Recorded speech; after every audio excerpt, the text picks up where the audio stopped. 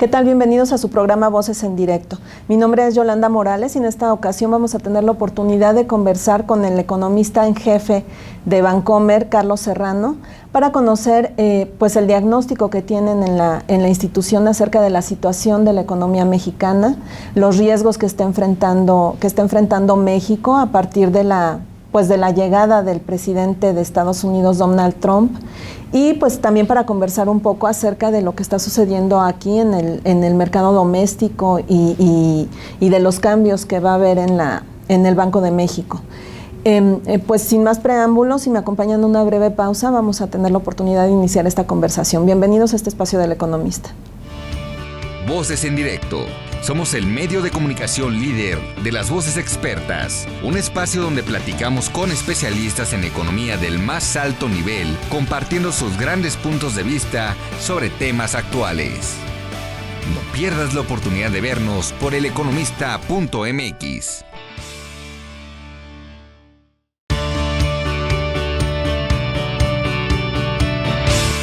Muchísimas gracias por estar con nosotros nuevamente. Y pues, doctor, el origen de esta conversación es conocer su diagnóstico acerca de lo que está pasando en la economía mexicana, los riesgos que están viendo y si hay alguna fortaleza todavía a pesar de los vientos que vienen del norte. ¿Cómo no, Yolanda? Pues como apuntas, estamos viviendo tiempos de incertidumbre. La incertidumbre proviene acerca de las declaraciones que hizo el señor Trump cuando era candidato y ahora que es presidente, que hacen pensar en la posibilidad de que se implementen una serie de medidas pues, que no serían positivas para México.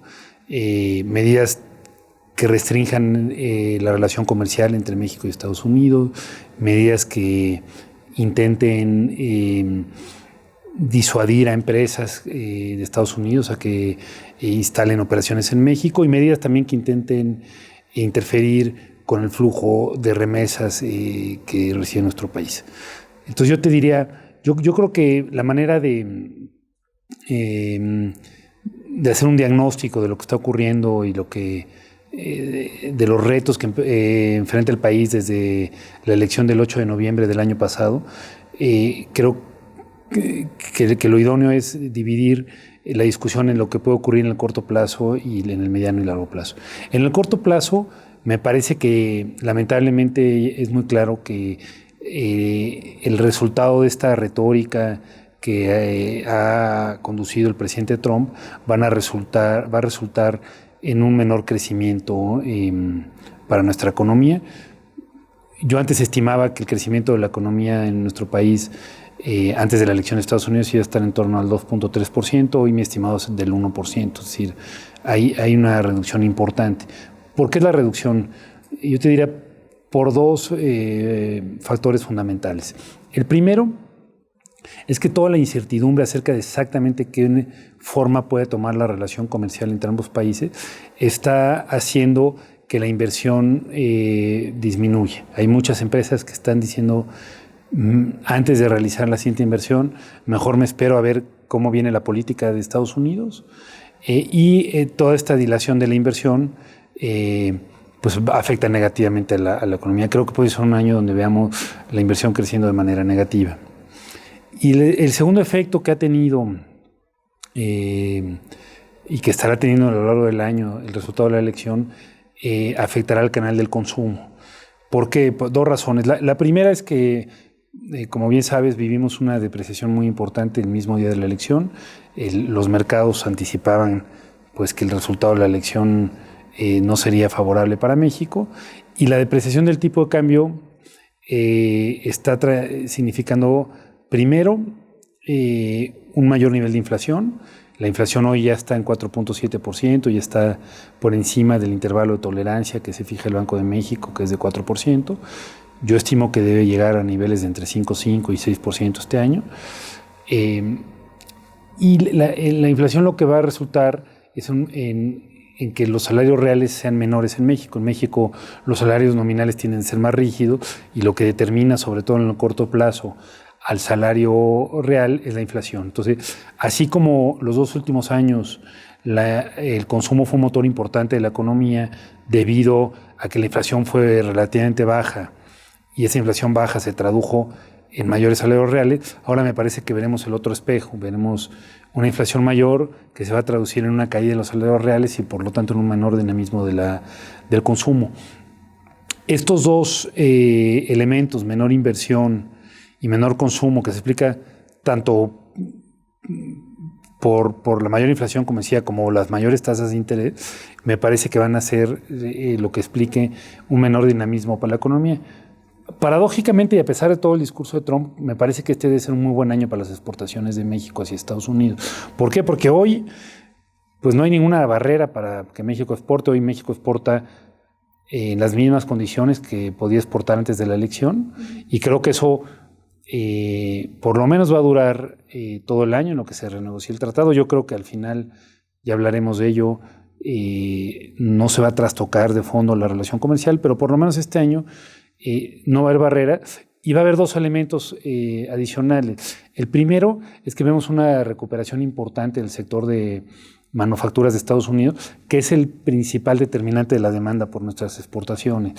Este sector había estado débil los 2 últimos años, y ahora, si vemos los índices de pedidos manufactureros, nos hacen anticipar que debe ser un año relativamente fuerte para el sector de manufacturas de Estados Unidos. Eso, en conjunto con el tipo de cambio real que se ha depreciado de manera importante, sobre todo desde la elección, pues va a hacer que las exportaciones de México sean más competitivas. Entonces, más competitivas, con mejor demanda, me parece que debe ser un buen año para las exportaciones. Para el turismo debe ser un año todavía mejor al pasado, que fue muy bueno. Entonces, eso también está en el terreno positivo, pero aún con esa buen panorama para las exportaciones, lo que creo que va a ocurrir con el consumo y la inversión dan para pensar un año de menor crecimiento. Uh-huh.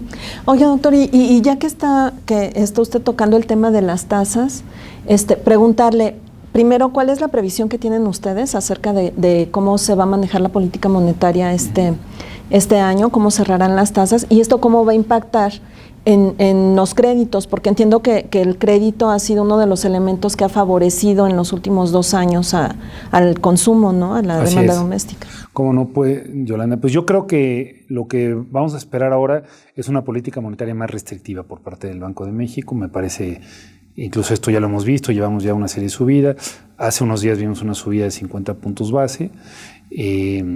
Yo creo que vamos a terminar viendo la tasa de política monetaria en niveles de alrededor de 7.5% a final del año, es decir, todavía hay espacio para 125 puntos más de subida.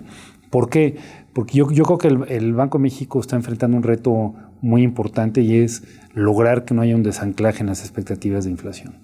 La inflación no solo es que esté más alta, está más alta fundamentalmente por 2 motivos. El primero, la depreciación del tipo de cambio ha hecho que las mercancías importadas suban de precio, es algo de esperarse. Y segundo, los aumentos en precios de gasolina, que han traído precios de aumentos en gasolinas y en gas, también están incidiendo en un mayor nivel de inflación. Esto uno podría pensar, bueno, se trata de cambios en precios relativos que no deben de incidir sobre la inflación, lo cual es correcto, pero lo que llamamos es ciertos aumentos en las expectativas de inflación. Las expectativas que tenemos los analistas financieros han subido este año notoriamente, ya están arriba del 5%. Quizá más importante aún, las expectativas que se ven en los mercados, que son las expectativas implícitas que se pueden ver en los bonos ajustados por inflación, en los subibonos, también indican mayores niveles de inflación. Entonces, el hecho de que las expectativas se estén moviendo creo que representa un reto muy importante para el banco. El banco está viendo cómo la inflación superó su techo en el intervalo de tolerancia. Esta es la primera vez que esto ocurre desde que el banco tiene un objetivo de inflación con banda.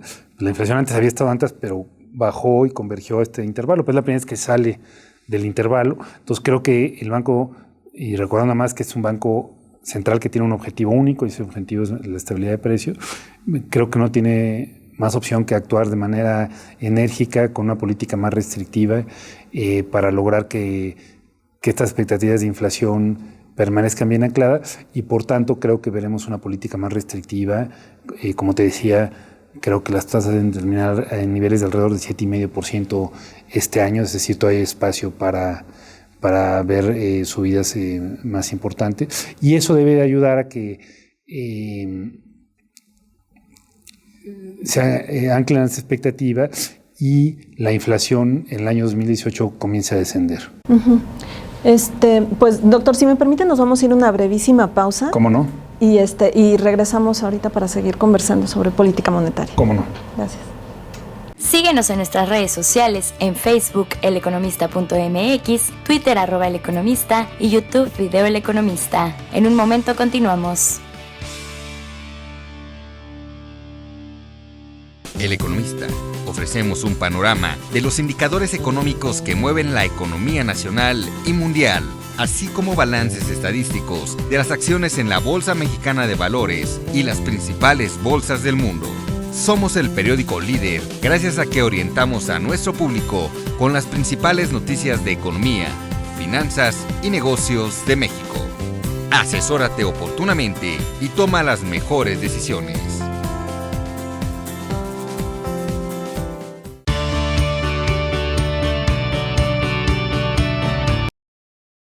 Bueno, pues regresamos a esta conversación que estamos sosteniendo con el economista jefe de Bancomer, Carlos Serrano, y pues preguntarle entonces cuál es el impacto que va a tener esta subida que están ustedes esperando en las tasas sobre el consumo sobre los créditos. ¿Cómo no, Yolanda? Pues yo creo que depende del tipo de crédito que se trate.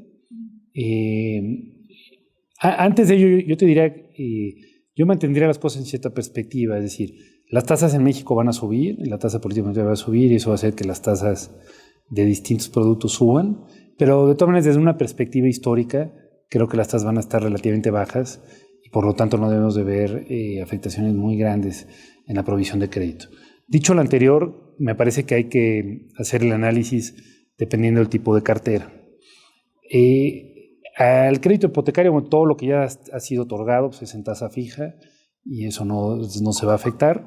Los nuevos créditos sí veremos un aumento en las tasas, no tan grande, porque hay que recordar que los créditos hipotecarios se determinan más bien por las tasas de largo plazo que por las tasas de política monetaria. Ahora, las tasas de largo plazo sí han subido algo más de 100 puntos base, de un punto porcentual desde que ganó Trump, y yo creo que algo de eso se va a traspasar a mayores tasas, no todo, porque ahora vemos un entorno de mayor competencia. Y entonces, en lugar de ver de tasas entre 8 y 9%, podemos ver tasas entre 9, 10%, 11%, y eso sí puede tener un efecto en la demanda, pero no creo que sea un efecto demasiado grande, otra vez porque desde una perspectiva histórica son tasas muy buenas. Hemos visto crecer el mercado hipotecario con tasas más altas. Hace 5 años teníamos tasas bastante más altas, entonces ahí no creo que vaya a haber una alteración estructural. En cuanto al crédito al consumo, me parece que es algo menos sensible a las tasas, entonces el traspaso en tasas yo creo que va a afectar de manera muy marginal al consumo. Quizá donde veamos algo de mayor impacto es en el crédito a empresas. Mucho del crédito a empresas se denomina en TIE y la TIE está correlacionada casi 1 a 1 con la tasa política monetaria. Ahí sí vemos algún encarecimiento. Entonces me parece que ahí sí podremos ver una mayor desaceleración. Entonces en conjunto yo sí te diría, creo que veremos una menor provisión de crédito en el sistema este año, consecuencia no solo de las mayores tasas, sino también pues, de que va a haber menor inversión solamente por la incertidumbre, independientemente de los niveles de tasa, y eso va a ser, digamos, yo creo que de todas maneras va a ser un año donde el crédito crezca doble dígito, pero con algo de menor dinamismo respecto a los años anteriores. Repito, tanto por el entorno en tasas, por el entorno de incertidumbre económica que prevalece. Ok. Doctor, este panorama pues más sombrío, panorama negativo, no sé cómo calificarlo, acerca del contexto económico, ¿cómo ven ustedes que influyó en la decisión del presidente de México de solicitar a Agustín Carstens que se quede por más tiempo en Banco de México? Yo creo que es positivo que Carstens se quede más tiempo. Es un extraordinario banquero central, uno de los más respetados en el mundo. Justamente por eso le dieron el puesto de ser el banquero de los banqueros centrales. Eso es en realidad lo que significa ser puesto en el BIS. Y más allá de posponer, por lo que lo veo positivo es porque se va a poder quedar más tiempo durante una época que va a ser una tiempo de incertidumbre. Sobre todo, hay que recordar que lo que se ha anunciado, que lo más factible es que la renegociación del Tratado de Libre Comercio comience ahora en el mes de mayo y quizá la parte más fuerte de la negociación se dé de ese momento hasta fin del año. Entonces, ese es cuando quizá podamos tener mayores episodios de volatilidad e incertidumbre. Y entonces que no haya un cambio en el mando del Banco Central en ese periodo creo que es positivo. Uh-huh. Oiga, doctor, pero no se contradice un poco esta situación, el haberle solicitado al doctor Carstens que se quedara con lo que él mismo ha dicho. Él cuando se le preguntaba por qué se iba en este año, él decía, bueno, son 5 miembros en la Junta, yo solo soy el vocero, soy la figura visible. Entonces quiere decir que no es nada más el vocero, ¿no? No, desde luego que no es nada más el vocero. Yo creo que él juega un papel fundamental. Es cierto que hay una junta de gobierno potente, pero el gobernador tiene un papel fundamental en guiar las discusiones, y no solo en guiar las discusiones, también en participaciones en el Consejo de Estabilidad Financiera, en su papel de miembro de la Junta de Gobierno de la Comisión Bancaria, incide también sobre la regulación financiera, y al final el gobernador es quien es responsable del manejo del staff del banco. Entonces, no es nada más un vocero, es un puesto muy importante, y en ese sentido, repito, creo que el país debe estar preparado para tener cambios en el gobernador en cualquier momento, pero esta coyuntura particular de un año de mucha incertidumbre por lo que puede ocurrir con la relación con Estados Unidos, pues hace más deseable que el cambio espere un poco más y no se dé en la parte más álgida de esta incertidumbre. Ahora, doctor, cuando se anunció que el doctor Carstens renunciaba y que se iba al BIS, también nos habían dicho que el hecho de tener un funcionario mexicano en ese organismo en particular era muy importante en el momento de la incertidumbre. Quisiera preguntarle desde el punto de vista práctico, ¿cuál es la ventaja de tener como dice usted, al banquero de los banqueros centrales ahí, siendo mexicano? ¿Cómo no? Yo diría que en 2 cuestiones fundamentales, Yolanda. La primera es que ahí se reúnen, en el BIS se reúnen los banqueros centrales, es un foro muy importante, se reúnen hace ya muchísimas décadas y discuten mejores prácticas en términos de banca central. Y yo creo que independientemente de que el doctor Carstens puede influir muy positivamente en esas discusiones por sus amplios conocimientos en banca central, creo que en términos prácticos, el que él pueda poner en la discusión el hecho de que las distintas políticas monetarias de distintos países avanzados pueden afectar a países emergentes, eso ya sería una ganancia. Y la segunda tema muy importante pues, es que el BIS es la sede del Comité de Basilea, donde se discuten los cambios regulatorios a nivel global. Ahí se trabajaron los distintos acuerdos de Basilea, Basilea 1, Basilea 2, Basilea 3, ahora se discuten cuestiones de Basilea 4. Y además de sus competencias técnicas, me parece que el doctor Carstens pueda poner en el foco de la discusión también cuestiones particulares de mercados emergentes, es muy importante. La regulación, pues hay veces es deseable tener un marco general de regulación global que evite asimetrías en la regulación, que tenga que garantice un terreno de suelo parejo, pero también hay ciertas cuestiones que son particulares de un mercado emergente. Pongo un ejemplo. En las reglas de Basilea 3 se dice que habrá un requerimiento de capital contracíclico que requiera que los bancos tengan un mayor nivel de capital cuando el crédito en su país esté creciendo muy por encima del ciclo y se puede estar sobrecalentando. Y ahí, pues no es lo mismo eso para un país avanzado que para un país emergente. Lo que para un país avanzado puede ser un sobrecalentamiento del crédito, pues para un país emergente puede ser un proceso normal de convergencia de un sistema bancario que esté madurando, y en ese sentido tratar de imponerle trabas podría ser contraproducente. Entonces, el que el doctor Carstens pueda poner la perspectiva tanto de México como de mercados emergentes en el momento en que se discuta la arquitectura regulatoria global, me parece que sería muy positivo para países emergentes como lo es México. Ok. Pues, doctor, si me permite, vamos a hacer la última pausa de este programa. ¿Cómo no? Y ustedes no se me vayan, porque vamos a regresar a conversar, a seguir conversando sobre política monetaria, pero ahora de Estados Unidos y cómo se va a empalmar con el ciclo de México. ¿Cómo no?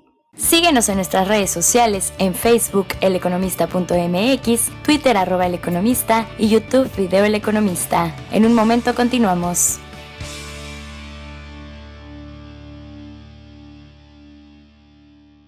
Día. Hologear es la revista más completa del mundo de alta relojería, donde te ofrecen los modelos más exclusivos del mercado, las ferias de relojería más importantes a nivel global, con contenidos de alto valor editorial, artículos, entrevistas, novedades, marcas y toda la pasión por los relojes más atractivos y exclusivos. Equestrian. Para los amantes del mundo ecuestre, esta es la revista que necesitan traer siempre bajo el brazo. Les daremos un paseo por la vida ligada a esta disciplina. Además, les mostraremos el mejor ángulo de los productos y experiencias de lujo que acompañan a este estilo de vida. O'Clock, la revista para todos los interesados en los relojes de cuarzo, es O'Clock. Los ejes temáticos giran alrededor de las tendencias y las noticias más importantes de la industria, las celebridades y las pasarelas que definen el rumbo de la moda internacional. Voces en directo. Somos el medio de comunicación líder de las voces expertas, un espacio donde platicamos con especialistas en economía del más alto nivel, compartiendo sus grandes puntos de vista sobre temas actuales. No pierdas la oportunidad de vernos por eleconomista.mx.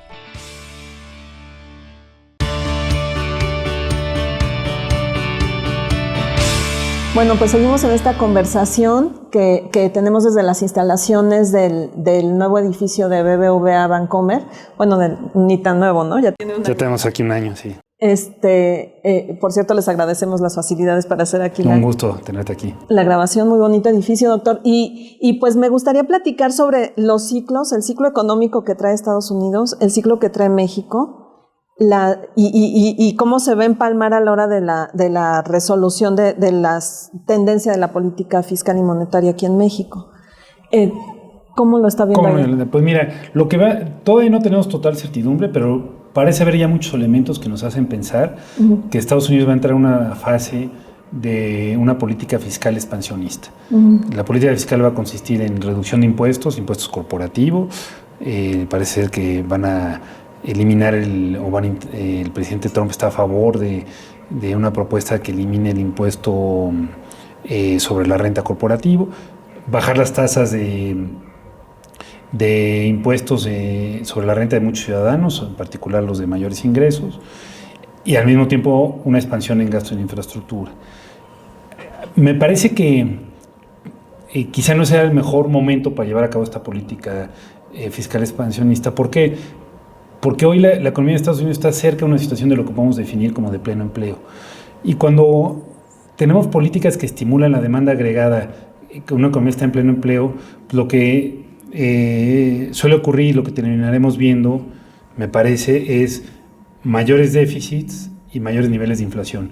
No necesariamente esto se va a traducir en mayor crecimiento, quizá tenga algún efecto de corto plazo, pero cuando estamos en pleno empleo, pues lo que hace sentido son más políticas que estimulen la oferta, que son más a través de reformas estructurales, y no políticas que estimulen la demanda agregada. Entonces me parece que lo que sí podemos estar viendo es una etapa de mayores déficits y por lo tanto de mayor inflación. Ya vimos esto en Estados Unidos, lo vimos en los años de la administración del presidente Reagan, un aumento muy importante en los déficits públicos, que trajo consigo aumentos importantes en inflación. Entonces, creo que El efecto que esto tendrá en la política monetaria de Estados Unidos es que esta quizá podrá ser más restrictiva. ¿Por qué? Porque para hacer frente a las mayores expectativas de inflación, pues quizá tendrá que ir un poco más rápido en la Reserva Federal de lo que pensábamos, ¿no?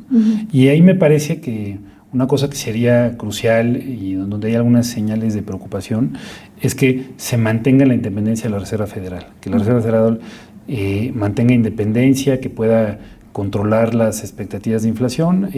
La Reserva Federal puede cambiar drásticamente en el siguiente año porque no solamente hay las vacantes que tenemos ya en su junta de gobierno, sino que terminan los periodos de la presidenta Yellen, del vicepresidente Fischer, y en ese sentido esperemos que se hagan nombramientos de la más alta solidez técnica, y no solamente eso, sino que preserven la independencia de la Reserva Federal, de tal suerte que en caso de que veamos mayores brotes inflacionarios, como creo que pueden traer esta nueva política fiscal, pues se puede hacer frente con una política monetaria más restrictiva. Entonces, si no cambia este carácter de independencia de la Reserva Federal, me parece que si se implementan los cambios fiscales que propone la administración Trump y algunos de los miembros republicanos, lo que debemos de esperar es un ciclo más restrictivo del que pensábamos para la Reserva Federal, ¿no?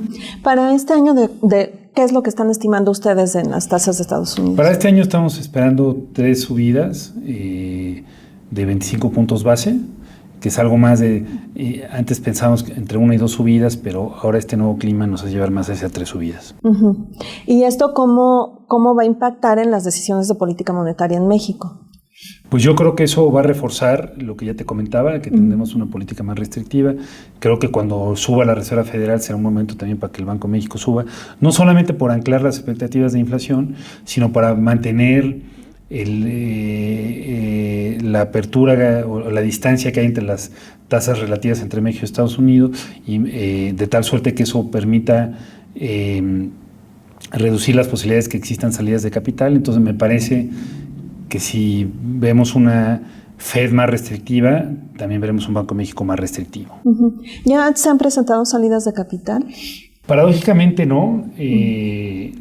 Vimos salidas de capital en las partes cortas de la curva, sobre todo en los CETES, pero una cuestión importante que llama la atención es que a partir de que el señor Trump ganara la presidencia, y sobre todo en las últimas 3 semanas que hemos visto mayor apreciación del peso, ¿no? El peso se ha apreciado 8% más o menos desde el 20 de enero, y creo que esa apreciación se explica porque hay una expectativa de que ahora quizá se puedan llevar renegociaciones del tratado a buen puerto.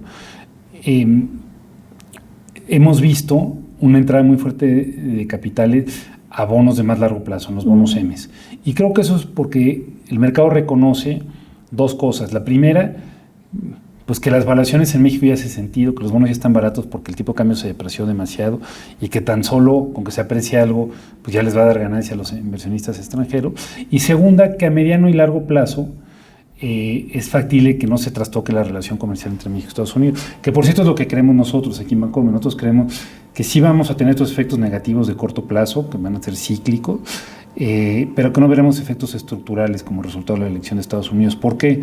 Porque creemos que el Tratado de Libre Comercio, que ha sido muy benéfico para México, también lo ha sido para Estados Unidos. Estados Unidos se ha beneficiado en muchos aspectos del Tratado de Libre Comercio. Primero, pues porque tiene un comprador a sus productos importante. México es el segundo comprador de exportaciones de Estados Unidos, tan solo después de Canadá, muy por encima de países como Reino Unido, como Japón, como Alemania, incluso que China.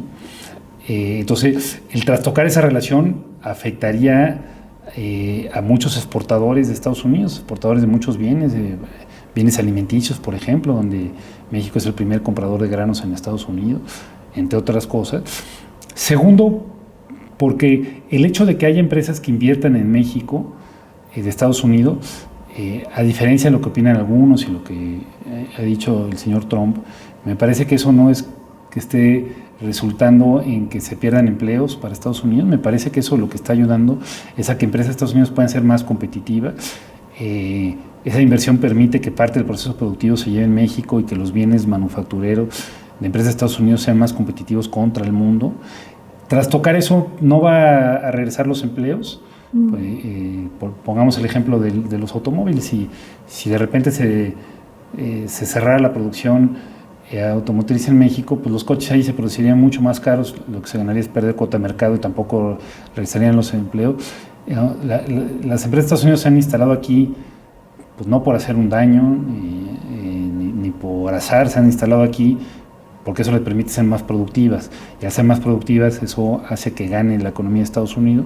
Entonces me parece que hoy vemos mayores posibilidades de que se reconozca que el tratado ha sido beneficioso para los tres países y que se puede renunciar al tratado de una manera que sea positiva para los tres países.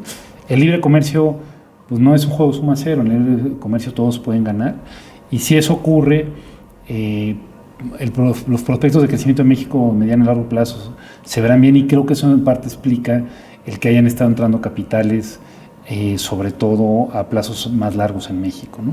Doctor, por lo que me está diciendo entonces, ¿sí hay vida para México después de Trump o a pesar de Trump? Yo creo que sí. Yo creo que la retórica del señor Trump está teniendo un efecto negativo en México, porque estará retrasando inversiones, pero yo desde luego creo que si al final lo que impera es la racionalidad económica, lo que se debe buscar es un mejor tratado, un tratado donde ganen todos los países y que estructuralmente no se va a dañar esa relación comercial entre los tres países que integran el Tratado de Libre Comercio, y que después de que se disipe la incertidumbre, pues México puede estar creciendo a tasas incluso mayores de las que crecía antes de la elección, porque además del tratado, un mejor tratado, pues tendremos las reformas estructurales que se aprobaron en 2013 y que permitirán pues, que México todavía crecer más. Que por cierto, comentar que gracias a esta reforma, hoy el tratado debe ser más atractivo para Estados Unidos de lo que era cuando se firmó. Cuando se firmó, hay que recordar, hubo dos sectores que no se abrieron del lado de México, energía y telecomunicaciones. Hoy están abiertos, se pueden reglamentar en el tratado. Entonces hoy todavía Estados Unidos puede ganar aún más del tratado. Por eso me parece que sería difícil pensar que se trastoque toda esa relación que también ha sido benéfica para Estados Unidos y tiene potencial de ser aún todavía más benéfica por la apertura en estos dos sectores. Por eso me parece que a mediano plazo la posibilidad de que la relación comercial entre los países del tratado no sufra daños estructurales es una posibilidad elevada y es nuestro escenario base. Uh-huh. Muy bien. Doctor, una última pregunta, no me quiero ir sin hacérsela.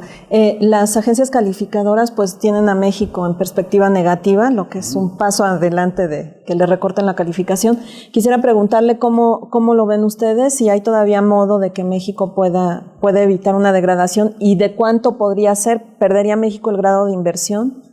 No, el grado de inversión no, todavía estamos 2 escalones por encima del grado de inversión. México es BBB más por 2 de las calificadoras importantes, Fitch y Standard & Poor's, A- por parte de Moody. Hay que bajar de las BBB menos para perder el grado de inversión, entonces creo que eso todavía es un escenario muy remoto. Pero de todas maneras me parece que lo que es fundamental es que el gobierno cumpla con el objetivo fiscal que se trazó y que se aprobó en el Congreso, en particular cumplir con el objetivo del superávit primario del 0.4% del PIB, y que se haga todo lo necesario para que eso ocurra. Si eso ocurre y los siguientes años se diseñan políticas fiscales que permitan que la deuda como porcentaje del PIB entre en una trayectoria descendiente, creo que México se puede alejar de esas malas notas e incluso mejorarlas eventualmente. Entonces, me parece que es fundamental una política fiscal comprometida con lograr reducir los déficits, comprometida con lograr reducir la deuda, y que sea una política fiscal que dure varios años, que inyecte credibilidad, que va a ser cumplida, y eso es lo que creo que puede hacer que no se den estas bajadas en la calificación. Uh-huh. O sea, ¿usted descarta que haya un recorte de calificación? Porque Moody's ya dijo que... No lo descarto. Creo que está en la mesa y cuando las calificadoras mueven la perspectiva, puede ocurrir. Yo diría, si ocurre, pues todavía estamos en el grado de inversión. Moody's, hay que recordar, Moody's nos tiene más altas que las demás. Muy estamos a menos, creo que ahí hay mayor posibilidad de verlo. Con el resto, yo lo que esperaría es que si se cumple cabalmente con el programa fiscal, las posibilidades de reducción serían bastante menores, ¿no? Muy bien. Pues doctor, le agradezco mucho sus comentarios y su diagnóstico. Al contrario, Yolanda, un placer estar contigo aquí. Muchísimas gracias. Bienvenida aquí a Bancomer. Muchas gracias. Y muchas gracias a ustedes por habernos acompañado. Pues como saben, pueden buscar los otros programas que tenemos ya con los principales analistas y autoridades del sistema financiero mexicano y en la página del periódico. Y pues estoy a sus órdenes. Mi nombre es Yolanda Morales y nos vemos en la próxima.